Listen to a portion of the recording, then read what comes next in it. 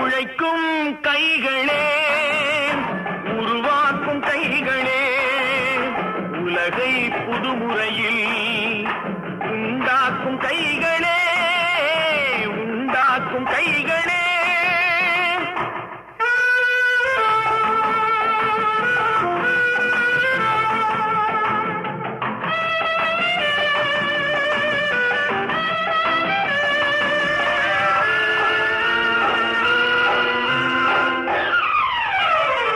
உலகம் எங்கும் தொழில் வளர்க்கும் மக்கள் ஒன்றாய் கூடுவோம்.